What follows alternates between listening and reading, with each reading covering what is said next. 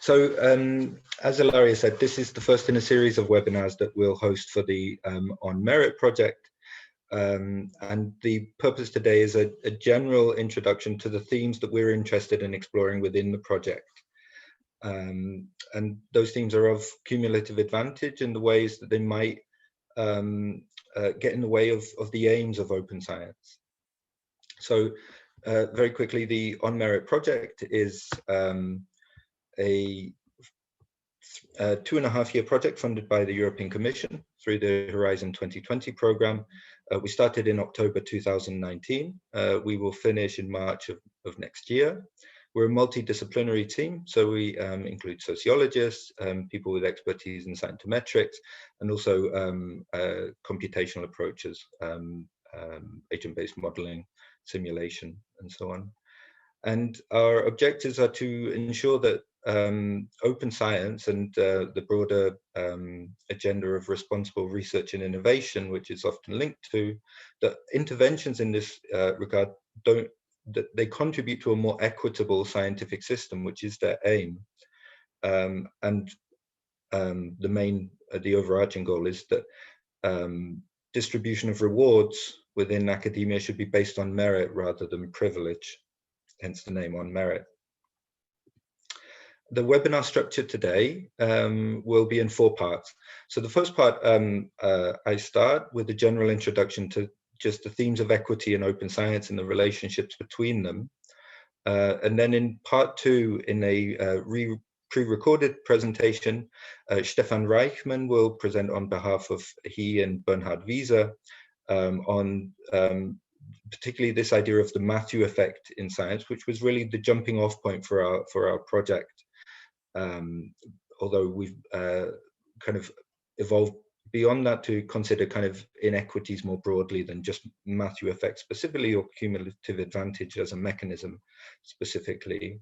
And then in part 3, I'll talk a bit more about how cumulative advantage could be at work within open science, and then I'll finish by describing the On-MERRIT project and the activities that we're currently undertaking. We're currently in the active phase of research, and we'll have our first main research deliverables ready and made public within 3 or 6 months. And then in part 4, we'll take questions and discussion. So as Ilaria said, we won't take questions during the presentation, but please pose your questions and we'll answer them at the end. And any questions that we don't get to, we'll make sure to answer them in writing and host them on our website and inform you all. So open science is usually characterized as an umbrella term for a bunch of different practices. The aims can be seen as generally to open up scientific processes and products at all levels to everyone. And these practices are diverse. So it includes open access to publications, so reforming the system of scholarly communication to mean that we don't lock our journal articles behind paywalls, but that they're freely available on the internet. It's open and fair data, fair referring to the FAIR principles that data should be findable, accessible, interoperable, and reusable. It's also about open source software, open methods, protocols, and materials. It's very often broadened to include citizen science and the wider agenda of bringing the public into processes of research, both as they to help collect data, analyze data, but also learn through processes of research, and also help in shaping research agendas. And also open evaluation practices and new systems of peer review. So these are a very broad range of processes within the working life of a researcher. And they work at a bunch of different issues. And the principles underlying these practices are also very diverse. So 5 years or so ago, when I spent a lot more time on Twitter, I asked the question, what do we think the principles of open science actually are? And these were the responses, and you'll see that they range across the whole range of good things that we want to achieve. So transparency, accountability, inclusivity, responsibility, community collaboration, more visibility, rigor, equality, research for the public good, as well as reproducibility, findability, accessibility, interoperability, reusability, and innovation as well. These principles or aims are all very diverse, and we can already start to think of ways where they might actually get in each other's way, or we might need to prioritize. Amongst these, I contend equity, inclusivity, democratization, and related concepts are key goals of open science. The point is not just that we make science open in order to make it more efficient or more reproducible, which are also key aims, but that we want to make it more equitable and inclusive of all voices who can contribute to ensure that the best science is being done. So here, just to push this theme, already in the Budapest Declaration, it was claimed that open access could share learning between rich and poor and lay the foundation for uniting humanity in a common intellectual conversation. In Michael Nielsen's Reinventing Discovery, which is kind of a seminal text of open science, there's a whole chapter devoted to democratization. More recently, there was a stakeholder study, like a qualitative study of what people thought were the aims of open science, and increased equity was listed as a key success factor. And a more recent publication states that open science principles of openness and transparency provide opportunities to advance diversity, justice, and sustainability by promoting diverse, just, and sustainable outcomes. I personally would certainly agree with this statement, but the thing is that open science is not a unified movement, and it can't really seem to speak with one voice or to have a coherent ideology. But we can think of all those principles which people mentioned 5 years ago on Twitter as what they saw as open science aiming to achieve, and the way and start to think of how they might there might be an interplay between them. So open science is a diverse bunch of principles and practices. And here, this is from a paper by Bina Fecher and Sasha Friesecher, which proposed 5 schools of thought in open science. We can see that at least 2 of those schools are intimately linked to ideas of equity, although arguably the idea of equity is also at play in amongst them all. But these are only key goals amongst others. And there are various routes to implementation of these goals. And those goals, those routes to implementation will to some extent be shaped by the past, by the path dependencies of the systems that we already have in place and that we need to reform. They'll be shaped by the agendas of various actors who are all defining open science on their own, very often on their own terms or to their own agendas. And so what I would say is that just because something is branded as open science, that we shouldn't uncritically expect it to increase equity. Making things more accessible, more transparent, in general, the idea of these things, I do believe does work towards this aim of equity. But given that these are key aims of open science, then I think that open science, as a community, we have a particular need to be very attentive to the ways that we're implementing open science might actually not do justice to equity. And so, just to push that point, I'd ask whose agenda is open science. So open science can be defined in different ways by different groups, different researchers from different disciplines and different regions might define it differently. Funders might, research institutions might, and for instance, academic publishers might. And there's been a lot of accusations over the years of what's called open washing, where the language of open science is adopted without really fully committing to what are seen as principles of open science. Although, as I say, those principles are very often to be debated, or they can't be seen as fixed, and so how these different agendas shape different outcomes is in play. To sum up a little then, open science is not a unified ideology, but a diverse bunch of principles and practices. Equity is often stated as a core aim. Just because things are open will not necessarily ensure equity. And factors like region, gender, discipline, access to resources will continue to shape the possibilities of participation in an open science world. And there are various routes to implementation of open science, and the how is crucially important. And our critical reflection on the how, in order to make sure that we can adapt what we're doing, will lead to the best open science outcomes. In addition, uptake of open science really depends on a lot of things. It's very infrastructure heavy. It's networked science, so it's necessarily infrastructure heavy. And because it is, this not only needs money in terms of resources for access to technologies, but it also needs a great deal of new training and support services.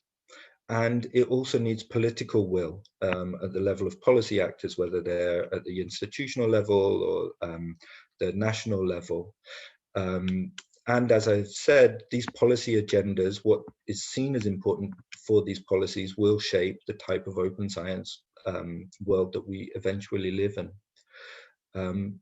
In particular here, it's worth mentioning that the open science agenda has always been, by various policy actors, linked to the agenda of growth, opening and to the agenda of kind of this neoliberalization of the university and mode to science, the making the university the engine of economic activity, and how this might impact on the open science world we end up with. I think we should attend to. So not only does uptake of open science practices depend on these resources, but access to these advantages isn't equally distributed at present. So even if open science eventually aims towards a more equitable system, actors are not starting from the same positions to get to that position. And effects of cumulative advantage and power laws and network effects might mean that those who are primed to move first might gain most. So to state the obvious there, academia remains unequal. There are structural inequalities across regions and demographics, global north versus global south. Even within richer regions, kind of the excellence agenda arguably breeds cumulative advantage in research allocation, in funding allocation for certain prestigious institutions versus less prestigious institutions. Gender is still a major factor. There are also issues, somebody who comes originally from the humanities, where perhaps, again, because of this link to of the university as the engine of industry, that's the science, technology, engineering, medicine subjects are privileged over social sciences and humanities.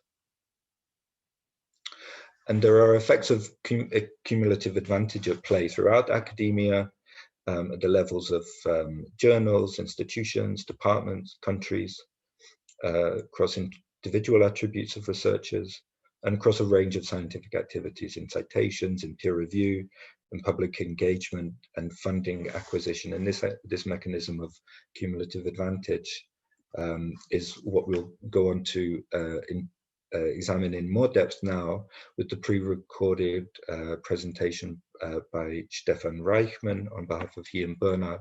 So Ilaria, maybe you could take over and play the video? Yes, just a second. So.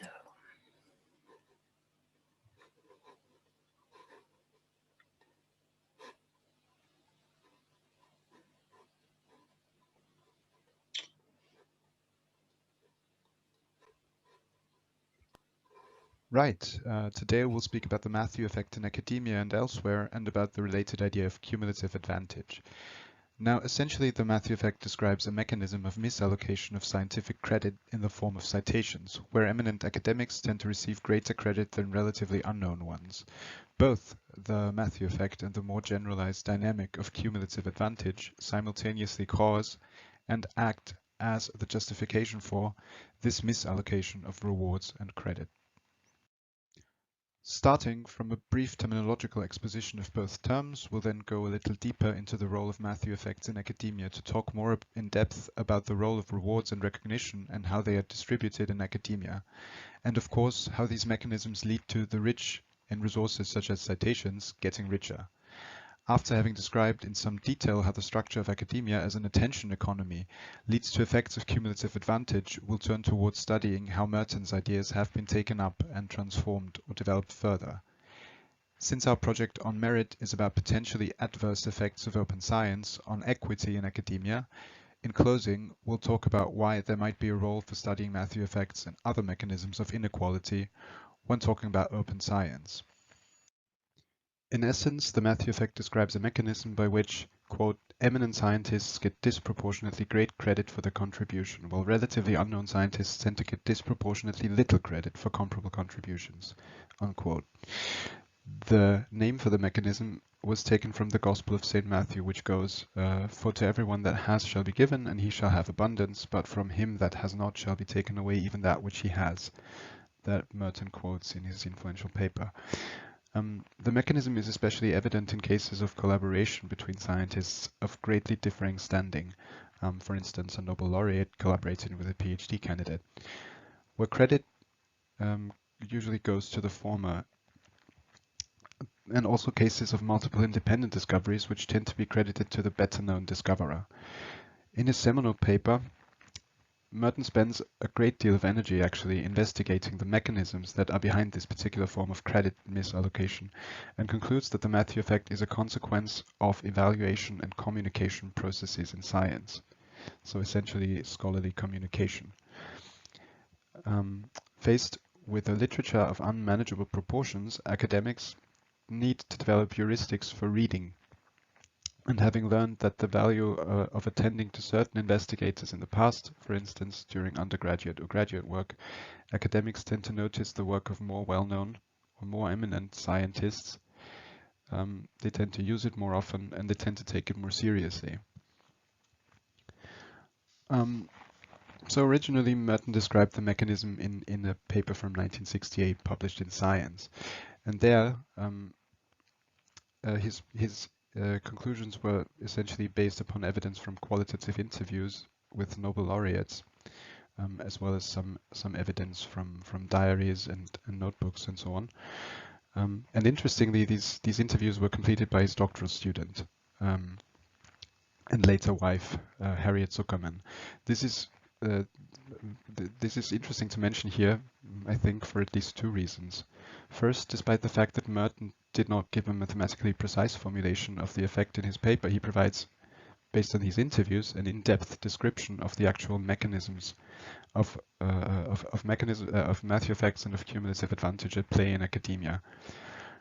And he basically thinks that this is founded in the ways academics traditionally bestow credit by way of citations.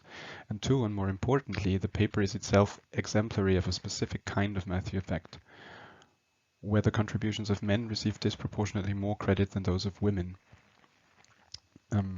in the sense that the original research that led up to the paper was done by his female doctoral student.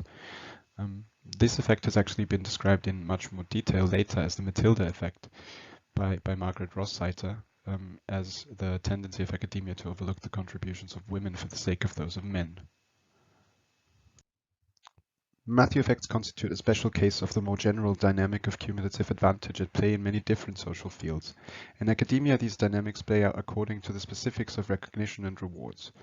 And the key idea of cumulative advantage is the same across different fields and simply means the process whereby a key resource in the stratification process accumulates over time, hence leading to inequality accumulating between groups and individuals over time as well. Importantly, the resource itself can be regarded as the cause for accumulation. For example, scientists accrue additional citations because they are already highly cited. Money goes where money is. Students who are initially better at reading tend to read more and get even better. In this case, the resource reading ability in the last example is causally linked to the ability of acquiring it. Importantly, success, and in particular early success, seems to be a reinforcement factor. Cumulative advantage then becomes part of an explanation for growing inequality over time when, put bluntly, current levels of accumulation of some resource at any one point in time have a direct causal relationship on future levels of accumulation. In other words, processes of cumulative advantage are capable of magnifying small differences over time. In essence, this means that they make it difficult for a group that is behind at any one point in time in income, for instance, educational development, career position, etc., to catch up. Effectively then, Robert Merton's theory of scientific careers, to be discussed next, is then an instance of a specific reading of this mechanism. And so importantly, the Matthew effect constitutes a special case of cumulative advantage, which is why these two concepts are often discussed in tandem. The theme of stratification in science had been a preoccupation for sociologists of science in the early 1960s, mainly because the topic was flourishing in the discipline at large, but also because sociology of science then was mostly concerned with the social organization of science. The program, if you will, for this line of work was laid out in another then influential publication of Robert Merton's entitled Priorities in Scientific Discovery and published in 1957. Importantly, the way he described his research problem is only understandable relative to another very influential theory of academia he held. In a paper entitled The Normative Structure of Science, written in 1942, well under the impression of World War II and communist and Nazi science, Merton posited that academia is guided by what has come to be known as the Mertonian norms: universalism, communalism, disinterestedness, and organized skepticism. The details of this particular aspect of his theory need not concern us here. Suffice it to say that while there is both a descriptive and a normative reading of his views, we shall only look at the descriptive content of the norm of universalism, which essentially holds that scientific contributions should ideally be judged solely based on their merit, regardless of the personal characteristics of the scientists, such as gender, age, race, but also alma mater, for instance. However, and this is important for our purposes, this theory begs the question whether scientists in practice actually live up to these ideals, and to the ideal of universalism in particular. In other words, are they being rewarded solely based on the merits of their contributions, or do forms of particularism obtain?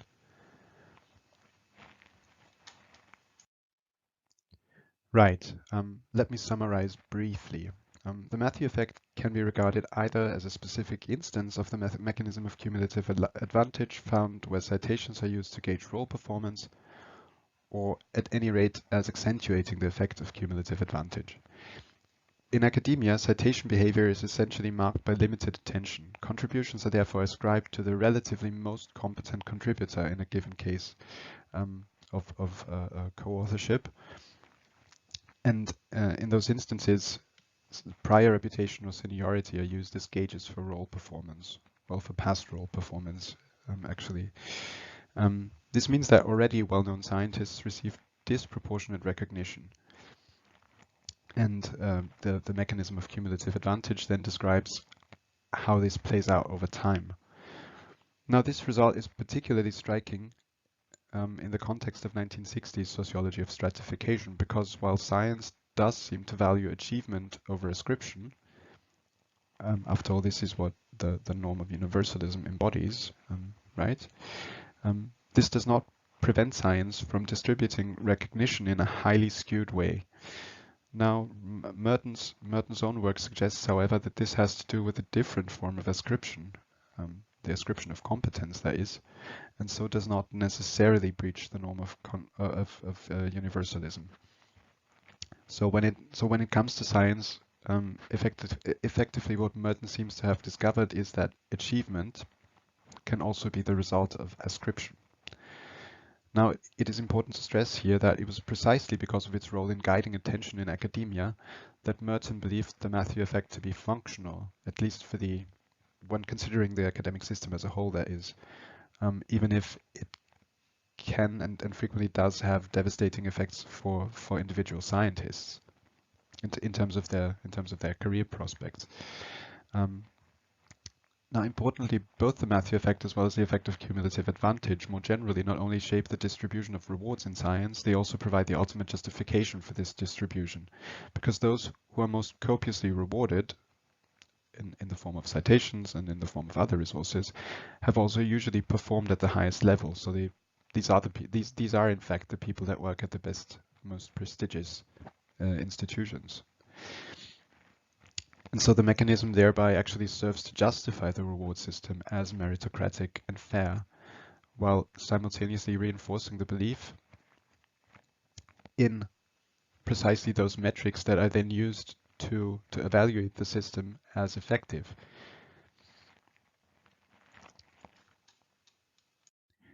Now, the next generation of science scholars after Merton developed a kind of fundamental opposition to most of his views.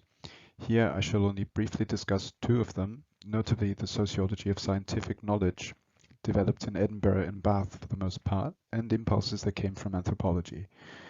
Both took inspiration from the works of Thomas Kuhn as well as, though mostly unacknowledged at the time, from the works of Ludwig Fleck, who was actually Merton's contemporary but completely unknown to the sociology of science.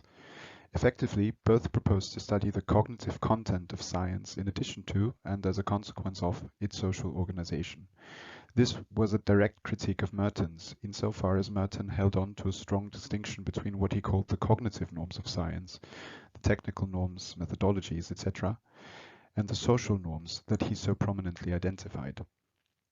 This was also intended as a critique of a more general positivist thrust of sociology of science, which identified science squarely with the deductive nomological model. The laboratory studies had a similar thrust in that they moved away from studying the social organization of science, but they proposed to do so using ethnography and participant observation in the laboratory, hence the name, to, as the phrase went, open the black box of laboratory practices, thereby effectively dismissing Merton's ideas about the normative structure of science. Now, in other fields, the Matthew effect and related ideas have been taken up much more enthusiastically, albeit under different names and in many cases with slightly diverging, more or less precise mathematical formulations with different associated ideas. But I think so I've listed some of these ideas and some of these concepts here, and you can see there's quite a bit of a development through the last 50 years or so. The common thread, I think, that runs across all these concepts seems to be the idea of a network effect that is present in all these instances and and also in Merton's formulation as well. Now, before I hand over to Tony, let me briefly dwell on how effects of cumulative advantage play out in contemporary academia. Their persistence is especially poignant given the likely effects of open science practices such as sharing research data and other research outputs, publishing open access, and so on the scholarly communication system. These measures, by and large at least, point towards reforming the system of scholarly communication with respect to what, when, and how outcomes are communicated. It can be assumed then that there is a sense in which this will affect inequalities subsumed by the term Matthew effect.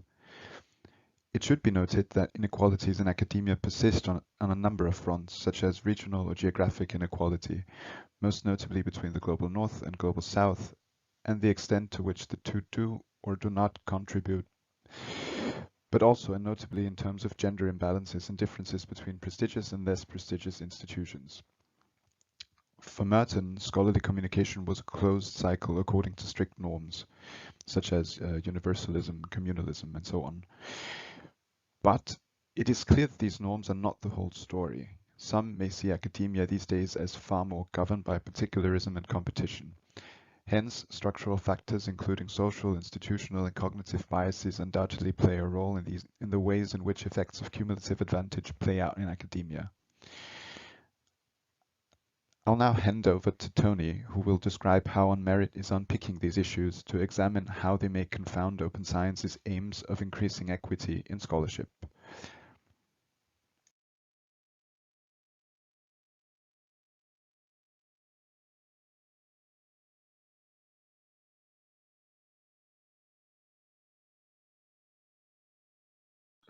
So with this, you should be able to see my screen and hear me again. So thank you once more to Stefan for this presentation. So our question is, might open science be at risk in some cases of reinforcing existing privileges or creating new ones? And I should say here that our jumping off point for the project was this idea of the Matthew effect, but the Matthew effect refers quite narrowly to issues of reputation and reward within academic systems, and I guess we've moved on to consider issues of equity more broadly as they relate to the open science system. So in the remainder of the presentation today, I'll just talk about some specific examples that we see in particular areas of open science, and then I'll finish by talking about the program of research that On-MERRIT has been undertaking to look into some of these issues. So briefly recap, open science isn't a unified ideology, but a diverse bunch of principles and practices. Equity is often a core aim, but one amongst others. And I would say, just because things are open, they won't necessarily ensure equity.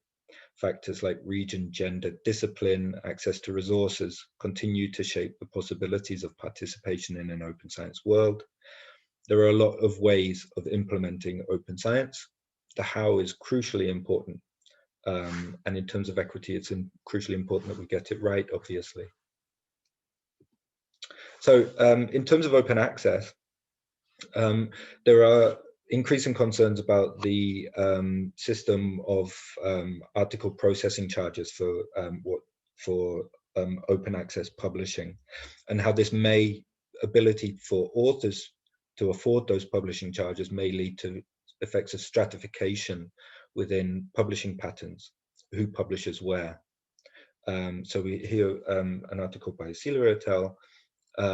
Says that results suggested that authors affiliated with high-ranked universities and well-funded institutions tend to have more resources to choose pay options with publishing, and that their research suggests new professional hierarchies developing in contemporary publishing. We see this as a major concern for the aim of open access.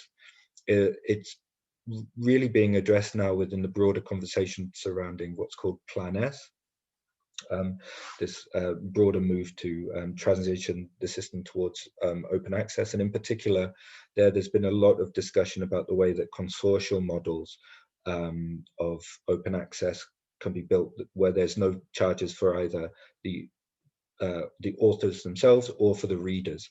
We very much support this, but we do think that more research needs to be done into the way that the new system of publishing is funneling different types of research into different areas. And especially now when we've recently seen an explosion or an exponential rise in the cost of APCs, with the more glamorous journals like Nature or Cell being able to charge 8,000 or 9,000 euros, for example.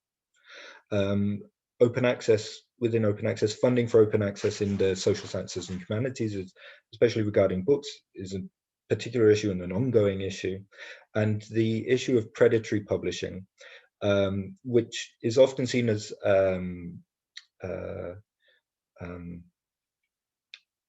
overblown or a red herring that's cited by the the traditional scholarly publishing industry to discredit open access. Nonetheless, predatory publishing is an issue, and the ones primarily affected are in the global south and amongst early career researchers.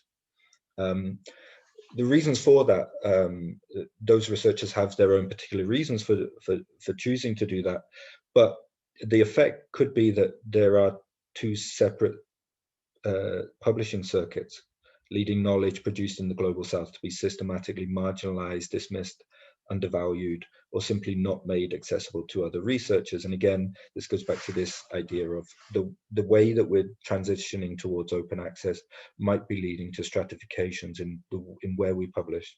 And we know that where we publish, it's not how it should be, but it is how it is. Where we publish is crucially important at the moment in reward systems. So how can we change those as well?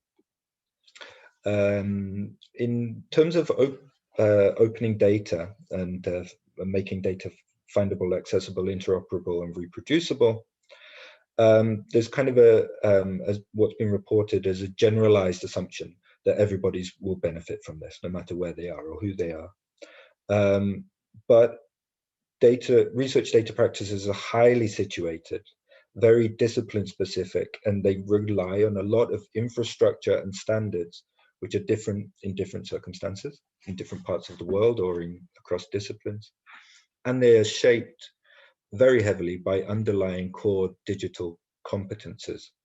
And different readiness levels of all these things across disciplines and regions, across institutions, means that one-size-fits-all policies are problematic.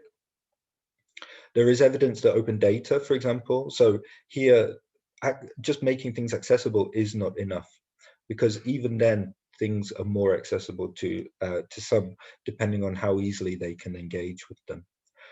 So evidence that open data are particularly accessible to research institutes with more budget.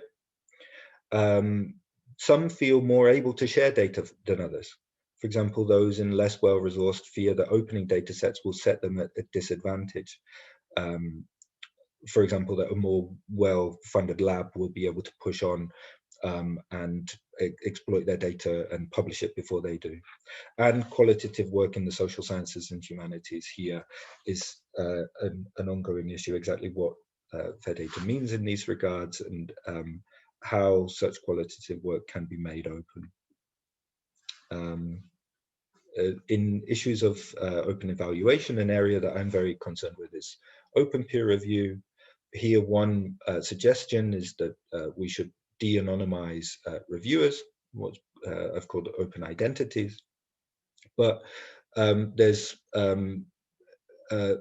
definitely an intuition amongst researchers, and the evidence for it is unclear, whether de-anonymizing reviewers could compromise review processes or place especially early career researchers at risk, for example, of reprisals from more senior academics who they criticize. You can imagine they fear then meeting them 10 years when they're on an evaluation panel, for example. In new systems of evaluation, altmetrics have been proposed, but altmetrics themselves are have been accused of a lack of robustness, susceptibility to gaming, that there are disparities of use between disciplines and regions. So in the interest of time, I'll just skip forward a couple of slides. And now, so these are the kinds of issues that we want to deal with. Open science requires a lot of resources. Access to those resources is not equally distributed. How will that affect open science outcomes? As well as how will the transition to new, more transparent and networked environments, how will this affect the engagement of specific actors? And so to engage with these questions, we started in October 2019, the On-MERRIT project, which I've already introduced. This is the only photo we have of us all together, because of course, quite shortly into the project, Corona hit. We're still very, very hopeful that we'll be able to have our end event in person, and that will take place in March of 2022. Will be well advertised, and so if possible, we'd love also to see you there. The key research questions of On-MERRIT. Within academia, studying effects of barriers to accessing literature, the effect of open science and broader responsible research and innovation practices on career progression, the effect of the indicators that are used, or the extent to which the indicators of open science and responsible research and innovation are can be seen in promotion policies we want to look at. And we want to look at the effects of open science training in terms of who benefits. Then we will also look, or we are looking specifically at industry, how industry can take up open science resources, which industry actors are particularly best well placed to do that, and in which regions. So who's going to benefit from all this open innovation? We'll also look at the European patent literature to see how this reflects uptake of open science resources. And we're also interested in the broader critical question of whether open science's engagement with industry is maybe a little bit asymmetrical, in that industry is research is opening up, and there are policies to make sure that it happen, and industry is it can take it or leave it, and where it's to their benefit for transparency, or there are open source collaboration opportunities. Industry can take up open science, obviously, but in other cases they're free to ignore it. And how this affects the progress of research is an interesting question for us. Then there's policy making, which is the work that Bernhard is leading along with Stefan. There we're interested in the uptake of open science resources in policy making, what are the drivers and barriers to participation, and basically asking whose voices are heard within policy making, and how new systems or new ways of engaging with science shapes that. And this will all then be boiled down at the end of the project into our synthesis and recommendations, and hopefully then we want to suggest new ways that open science and responsible research and innovation can be encouraged, can be implemented, and can be measured. The timeline, as stated, we finish on March the 22nd. With that, I guess I'll say thank you. These are the 5 partners engaging in On-MERRIT. A bit blurry for some reason, sorry. The No Center, who we represent here in Graz in Austria. We also have Graz University of Technology, the University of Minho in Portugal, Open University in the UK, and the University of Göttingen in Germany. So with that, I'll stop sharing. Many thanks, Tony, and many thanks, Stefan, for your presentations. So we got a few questions on Mentimeter, so I'll share the screen so that you can have a look at the questions and you can start answering. Okay, so first of all, why did you choose this subject? I think that you already made that clear, but in case you want to add more, this is the time for doing that. And the other very interesting question is this one. Is there any evidence that cumulative advantage can be mitigated and that this does not result in other unintended consequences? Stefan, you might want to say something about that, or Bernhard. Well, if I may start. Please. Well, yeah, I mean, I think this is the million-dollar question, right, in this project, because this is actually what we're trying to find out, and it's actually the case that or, well, at least I think that there might be a sense in which the widespread adoption of open science practices might actually lead to unintended consequences, and some of these might actually could actually be referred to as Matthew effects potentially. It's very difficult. It's difficult to say, because I think in terms of the mechanism, it's hard to see how that could be mitigated, right? Because I think what unifies this idea of cumulative advantage is that you have a resource that if you acquire enough of it, it becomes itself a resource for its own acquisition, in a sense, and that's just a social mechanism. You can have systems of redistribution, though. Yes, but that would true, but that would have to happen before, right? Before anyone acquires enough of them, and especially with respect to academia, I don't see that, to be honest. I think Bernhard, you wanted, or Tony, you're already unmuted. No. Okay, thanks. And sorry, just jump in from Matthew effects to something else, because Tony spoke about peer review, open peer review. So there's this comment that Open Research Europe is implementing an open peer review paradigm. Do you think that this could help in overcoming the Matthew effect and cumulative advantage in science, or would double-blind peer review be better? The Open Research Europe platform is very interesting because this is one of these funder open access platforms, and they're kind of, the idea is that it will make it a lot easier for researchers funded by those funders to publish open access. But here again, cumulative advantage, only people who are funded by those projects have that access.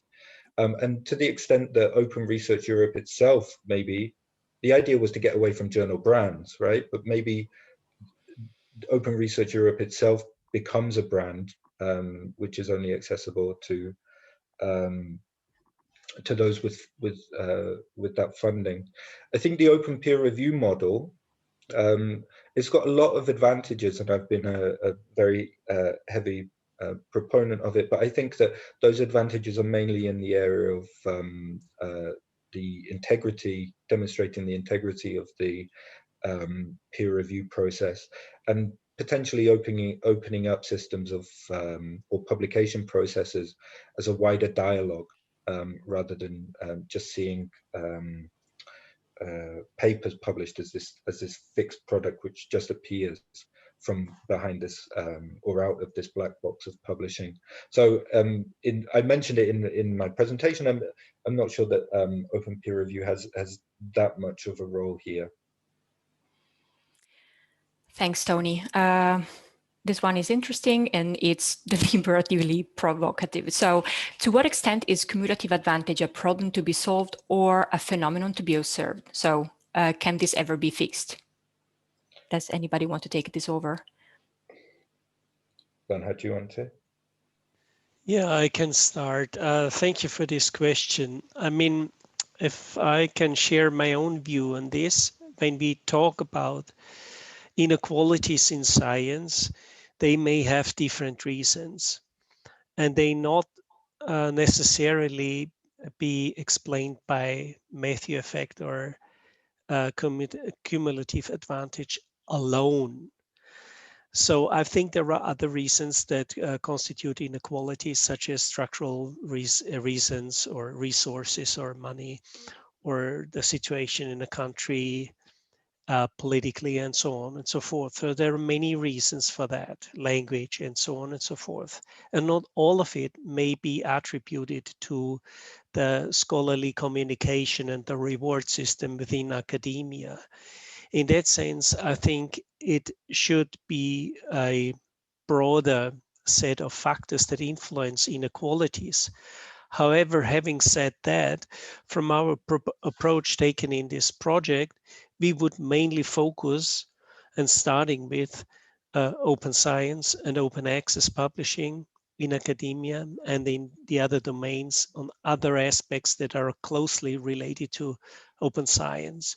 So to us, it's not so much the question whether this is the only factor, but rather how does that play out in specific domains? How does open science play out, and how can open science be developed further in such a way that it is mitigated or doesn't, or is more aware of its adverse effects, as I see it. So perhaps we have a more modest question when we limit ourselves to the role of open science and not do not pretend or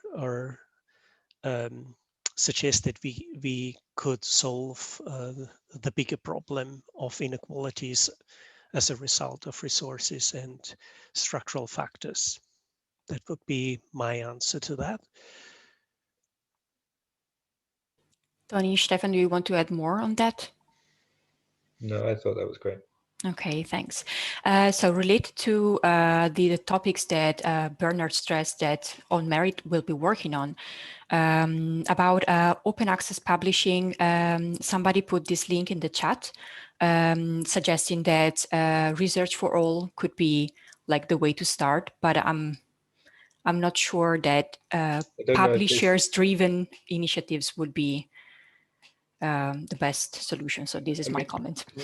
Research for All was a publisher initiative to ensure or to help access in areas where there wasn't high subscription access. So, for example, in Africa, but it was criticized a lot just for the onerous conditions that users would have to go through to get that access. So it's not just making articles available for everybody in certain regions. For example, they have to, as I remember it, they had to go to certain places or fulfill certain conditions in order to get access. And so this was still restrictive. It was a step towards this, but it wasn't true equity in access to the literature, in my opinion. Yeah, thanks, Tony. One other interesting question is this one. Do you think that open science pushes forward a conservative vision of research? Can I? Because I think we've all got things to say on this. No, but it depends whose vision it is. It depends whose vision of open science it is. And some of the work that has been engaging with as we're writing a preprint based on some of what we've presented today, has argued, for example, that in comparison to the broader agenda of responsible research and innovation, which is really about making sure that the aims or that all societal actors are brought in to shaping outcomes in research, that open science may be just the old system with added transparency. And especially, like I touched on in the talk, about the terms on which it engages with industry, how it's shaped by industry, and how the agenda for open science has very often been linked to economic growth and this kind of discussion of efficiencies and so on. I think that sometimes this can be at odds with the themes of equity that we're trying to push. So I certainly don't believe this, but I think maybe Stefan and Bernhard, well, they definitely have views. Who's going first? Stefan. Right, thanks, Bernhard. Well, I find that I think it would depend a lot on, because there are very different ways of doing research, varying by discipline, by field. I mean, there's big differences between SSH and STEM, for instance, that Tony already touched upon in his presentation, just as an example. And I think whether or not we can say that open science will push for a conservative vision or any vision of science will really depend on what will be the role model, so to speak, for an open science. So which of these practices will be made canonical, so to speak? Because I think we can observe, and we have observed, that there are that the take up of open practices, there's a lot of variation, right, between different fields. We've been observing this at our institution, but also beyond. And so the claims made by or the practices prescribed by open science resonate well with some fields, but not as well with others. And so I think it will depend. It will depend to a large extent on which of these fields will stand in as the role. I mean, it doesn't have to be any single one, obviously. So this is an open question. Thanks. Yeah. There's a comment. Sorry, Bernard, for interrupting you. There's a comment about from Ross Mounts in the chat that the word conservative itself is not necessarily one thing either. And because there's a very different understanding between the US and the EU. So yeah, that's Sorry, just yes, for... I was in fact addressing something similar. What is conservative? That would be interesting in this context, whether open science pushes forward a conservative vision of research. So what is conservative? And if it refers to epistemological assumptions as to the deductive nomological epistemology in natural sciences, the hard sciences, or versus constructivist epistemologies or feminist epistemologies, whether this is falls into this category of conservative or not, or progressive. If that is the case, I think it is not so easy to answer, because if we think back of what Tony said in his presentation, open science is many things. So it really depends on how you read it, what you read into it, and how you think it's feasible for your own work, or how people do that. So the question would have many answers depending on how the concept is used and deployed in various contexts. And then I think I agree with Tony, there is no necessity in that, although it might happen. It may happen that some people use it in such a way and other people don't.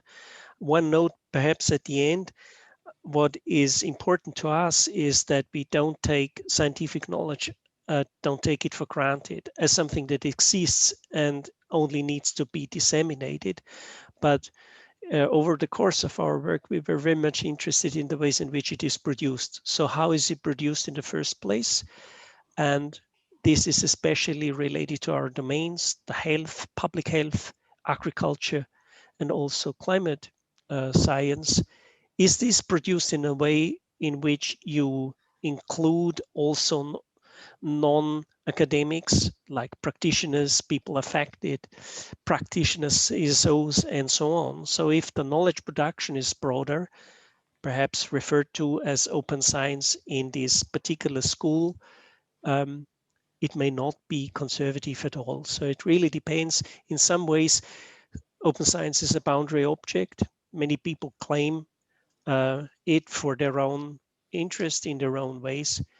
And this differs a lot, I think. In this sense, there are more than one answers to this question.